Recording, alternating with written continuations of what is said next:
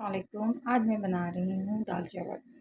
और आज मैं लाल दाल बना रही हूँ, मसूर की दाल जिसको कहते हैं। मैंने साफ़ करी है, फिर उसको 3 दफ़ा धोया है और फिर मैंने इसको चढ़ाने रख दिया है। इसमें 1 लीटर पानी डालूँगी, ठीक है।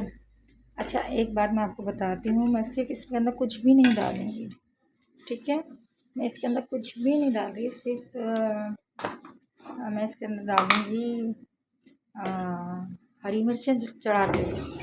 ये थोड़ी सी हरी मिर्चें और ये थोड़ा सा नमक है, बस ये डाल के चढ़ाऊँगी। और इसके अंदर कुछ भी नहीं चढ़ाऊँगी। जब ये थोड़ी सी पकने लगेगी फिर इसके अंदर मैं आपको फिर दिखाऊँगी। अच्छा, मैं इसके साथ ही बना रही हूँ चावल। चावल के लिए मैंने वो बॉयल करने रखा है पानी, और इसके अंदर थोड़ा सा ज़ीरा डाल देती हूँ और इसके अंदर थोड़ा सा नमक डाल देती हूँ।